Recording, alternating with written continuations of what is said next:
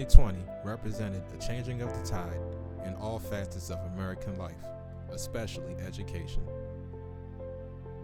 Amid a global pandemic, college enrollment dropped nationwide and young people increasingly explored skilled trades programs such as HVAC, construction, and automotive repair. College graduates also ramped up efforts to make student loan debt one of the top issues of the 2020 presidential race. In the midst of this pivot, several school districts across the country, including DC public schools and public charter schools, began coordinating plans for programs to meet students' demands for more college and career preparedness opportunities.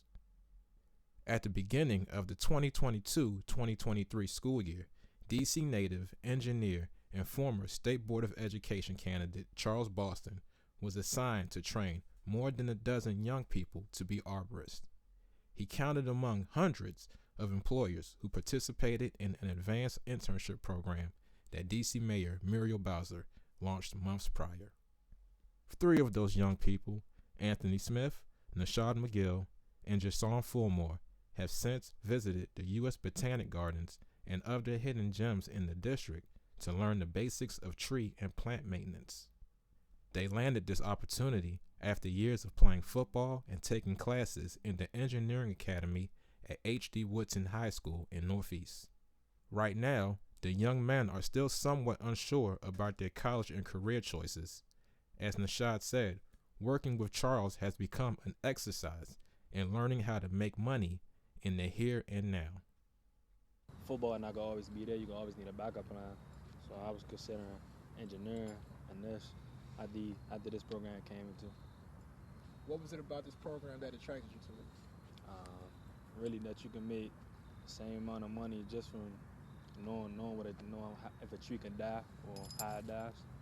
For several years, Charles has advocated for an expansion of a trades-based education in district schools. In a vastly developing city where youth crime has skyrocketed, Charles said trades give young people more legal and lucrative options to make money. Although he sees room for improvement, Charles acknowledged that DC Public Schools has taken steps to expand young people's worldview.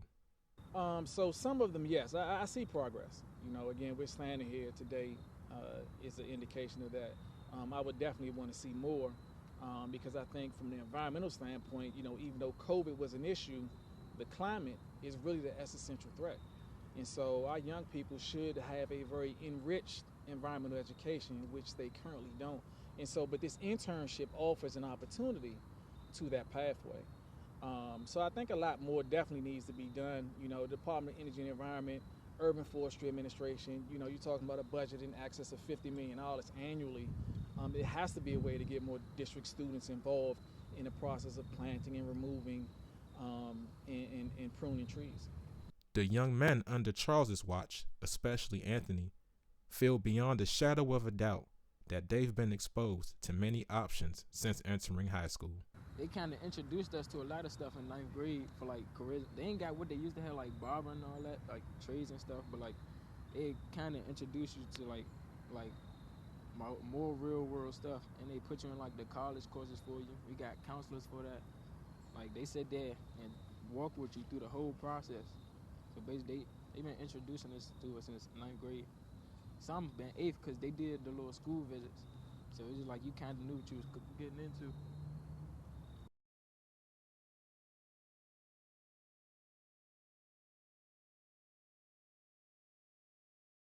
Conversations about expanding students' college and career options not only inspired DC's advanced internship program, but another program where students can learn technical skills and earn certifications and college credit for a few hours during the week. During an August 15, 2022 press conference at the George Washington University, Mayor Bowser and State Superintendent Christina Grant announced the launch of the Advanced Technical Center, ATC for short. In this program, high school students from district public and public charter schools could take college-level courses in nursing, healthcare IT, and cybersecurity. Groups involved in the planning for the ATC included the Office of the State Superintendent of Education, OSSE for short, along with local university officials and public school principals with strong career and technical education program experience in their schools. Next year, the ATC will have a new headquarters at Penn Center in Northeast near McKinley Technology High School. For the time being, nearly 100 young people from various parts of the district spend nearly 2 hours a day at Trinity Washington University. They take their classes either in the day or evening. Shortly after, a taxi cab paid for by the program takes them home or back to school. Over the course of 2 years, ATC students can earn 4 high school credits and up to 20 college credits. ATC students showed Mayor Bowser some of their projects during her visit to Trinity. During that visit, Krista Cummings, a 10th grader at Paul Public Charter School in Northwest, talked about experiences that inspired her to pursue cybersecurity. For her, ATC is a ticket to a vibrant career and stable life. Krista joined ATC after taking an Amazon Web Services course in cybersecurity last year. She said her goal is to put herself in a better position to make money now while attracting more attention from colleges that can provide academic scholarships. I'm going to offer a free education. What's better than a free education? Because the thing with cybersecurity is it's different from nursing. You could go straight off of having a certification, you could go straight into cybersecurity just off of having a certification. So if I get my certification for free now and I expose myself to all of that cybersecurity stuff, it'll be on my record that I already have some type of experience, which would cause me to get hired and booked for more jobs way quicker than somebody else who, oh yeah, they just took this class, but they have no experience with cybersecurity whatsoever.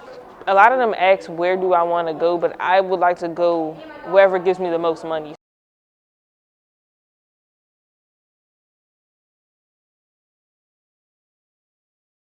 In the years before the pandemic, officials at the University of the District of Columbia have set their sights on students like Krista seeking a quality education at an affordable cost. This has happened in the midst of a rebranding campaign coordinated in part by Dr. William Latham, UDC's Chief Student Development and Success Officer. Since 2016, UDC has awarded more than 200 scholarships to district public and public charter school students who graduated at the top of their class. Under the leadership of Ronald Mason Jr., the university has also expanded college and career options so that students, many of whom come from DC public schools, can navigate certification programs all the way to master's and PhD level coursework at their own pace and for much less than what other universities charge.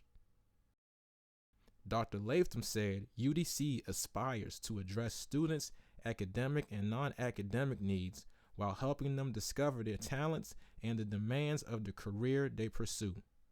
For him, UDC's magic is in its ability to cater to students with unconventional life paths, much like what an increasing number of young people are taking on these days. UDC is equipped to take you from workforce to a PhD, from workforce to a law degree, workforce to other opportunities to come in and out of the institution at many different times in your career. We want you to know that that's always valued by us. We don't want you to feel differently because you do that. If you have to stop out, we want you to come back and feel welcomed. That's the reality of the students that we serve. We're very proud of that culture. That's the culture we continue to build and work upon, because that OI for them is about a sense of responsibility, a sense of accountability, but also a sense of caring about you as a community, as a university. That's the difference maker for UDC. That's where I think our competitive advantage lies as a campus, because we don't make you feel less than when you return. In recent years, UDC has become more attractive for those wanting to stay close to home and save money. High school visits, campus trips, and other events allow members of UDC's admissions team to highlight these qualities. We brought counselors into the high schools, and we're going to continue that process now. We're doing high school visits currently. I've done 4 in the last 2 weeks with the president to really showcase what UDC has become in the last 7 years, because that's a hands-on grassroots effort. It has to be that way post-COVID, because we can't make assumptions that people recognize that we've developed and we've grown and we've had transformational change at UDC. It has to be told by us to the people. And that's what we're doing through the high school visits. So those high school visits will lead to UDC admit days on those campuses. And we're bringing back universities and bringing back high schools to this university, specifically hosting them here on campus to have those types of admit days be on campus as well, because they get a chance to see the facilities, see the student center, see the culture, and we want them to be really invigorated by what UDC is currently right now as a university. More than 15 miles away in Largo, Maryland, Prince George's Community College has further positioned itself as an affordable option of quality for high school students and recent graduates. Prospective students, regardless of age or background, look to Prince George's Community College as an ideal and affordable option for pursuing higher education goals. Shannon Turner and Raymond Harrod spend the better part of their days letting people in the D.C. metropolitan area know about Prince George's Community College's offerings, which include dual enrollment programs for high school students and a number of trades and college-level courses with credits accepted by four-year institutions. For Shannon, coordinator of recruitment and college matriculation, and Raymond, dual enrollment program manager, a quality education at an affordable cost stands at the foundation of what attracts students to Prince George's Community College. Students, they're looking at cost mainly now. This big population of students now talking about cost with the student debt loans, and so they're very, very savvy about, paying for higher education, and they're realizing, a lot of them are realizing too, that the four-year institutions, you may not have to go that route completely to get the same outcome. So a lot of students are becoming more savvy in listening to their parents complain about student loans, their counterparts complain about student loans, and they're just deciding, hey, if I can get the same education at community college and pay less, but have no debt at all, why not go that route? So I think a lot of students are becoming very aware and very open-minded to doing a community college route opposed to four-year institutions. The duo will later go on to reflect on past conversations about the current higher education landscape and what that meant for Prince George's Community College.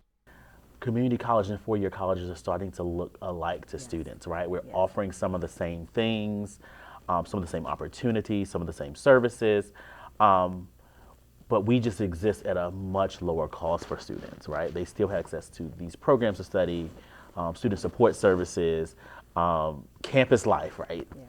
Maybe not Greek life, but campus life, but it's at a much lower cost. And then we also serve as a transition for those students who want to go off and experience that four-year live on campus experience as well.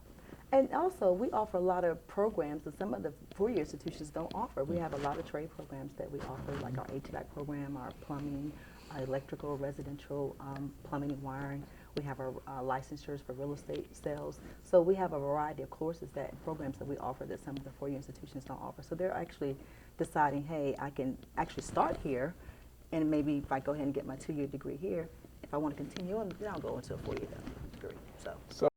As Raymond explains, the same logic applies when it comes to high school students participating in dual enrollment.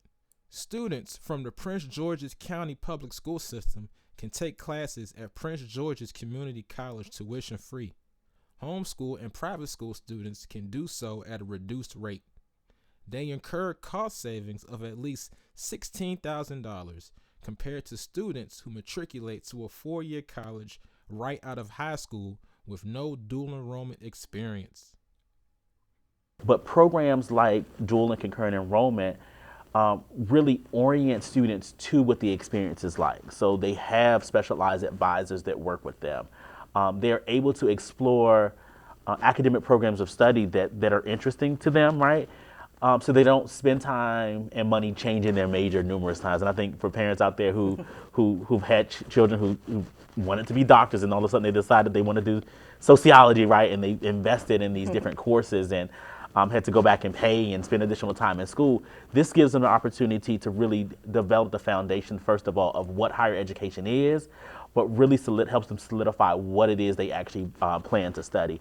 For Shannon, connecting people to Prince George's Community College has become a personal mission.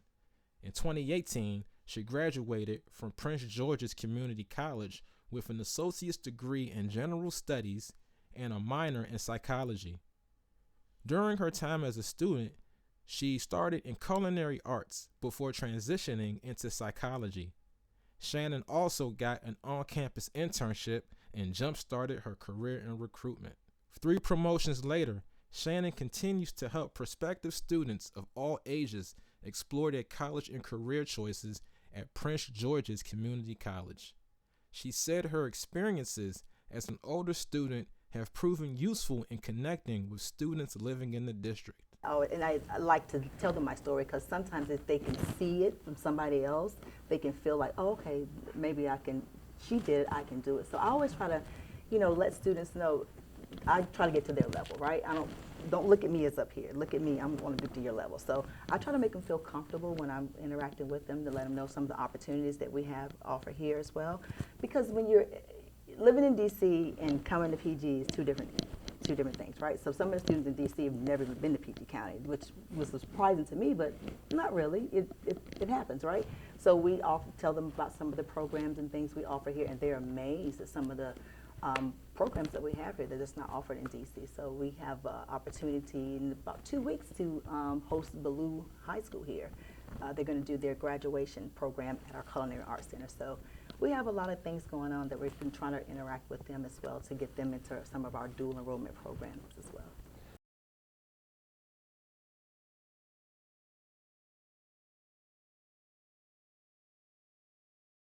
In Northeast DC, near the Catholic University of America, hundreds of aspiring barbers and cosmetologists are immersing themselves in an education at Bennett Career Institute. Since 1996, Bennett has offered classes in barbering, cosmetology, aesthetics, makeup artistry, and hair braiding. Longtime hair care professional and college administrator Chet Bennett launched Bennett Career Institute when a similar program he worked for in the early 1990s shuttered. He took on this endeavor with the help of his mother and other family members. You should have not just a salon, but a chain of salons. Because see, what you got to do is you got to surpass me. I had 6 at one time. You didn't have 16. What makes me different from you? Nothing. Mr. Bennett said that students not only learn hands-on skills they need to use in their field, but they learn the ins and outs of the business. He recalled instances when students in his program went on to run and eventually own one of the salons he owned throughout the district. Under Mr. Bennett's tutelage and that of other instructors, students also learn how to market themselves so they can access high-level clientele. Mr. Bennett said being in the beauty industry doesn't only mean being behind the chair. So this way, because we want to be able for them to be able to go up against any other school anywhere else, so they got to have the best tools. And what's important is that, again, to be half as good, you got to get twice as much. So what I try to do is I try to constantly, twice a month, sit down with the entire student body, and we have everything from shop talk to real situations, like even today when I asked you all to step out, because we sometimes, as the owner of the school, you got to give it to them raw, because you have to meet them where they are in order for them to understand what's going on. You have to break it down to where they can really understand. And see, a lot of times what people don't know is the struggles of what we deal with outside of the industry. The way that people look down on the beauty industry, the way that people think, oh, you're wasting your time there, or the way that people think, well, you got this gift, why are you going to school? It's about being professional. Remember this, I have a license to touch her. If I didn't have a license, it could be assault, because I put my hands on someone. It's important for people to understand that we go through a rigorous training, and that rigorous training isn't cheap, but what we do is we provide supplemental opportunities for them. Karima Graham, a barbering student at Bennett Career Institute, definitely echoed those sentiments. The Philadelphia native moved to the district after leaving Indiana University of Pennsylvania and later completing nursing school. Karima said she feels more comfortable pursuing a passion she's developed since the age of 11. After opening her own salon and working on natural hair, Karima decided to expand her skill set and work toward a barbering license at Bennett Career Institute. Karima has even gone as far as asking Mr. Bennett to mentor her in navigating the industry and running a business. Looking back, Karima said that parental pressure compelled her to give college a try, even though she knew what she wanted all along.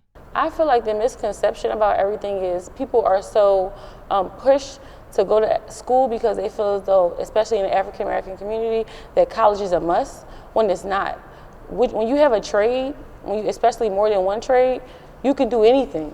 You can make money without even doing anything. Having a license, yes, is a major accomplishment, but you don't have to go to college to be successful, because you're going to college for all those years, and a lot of people, everybody's different. You know, people see different, taste different, and feel different. So a lot of people go to college, like he says that he's a visual learner, right?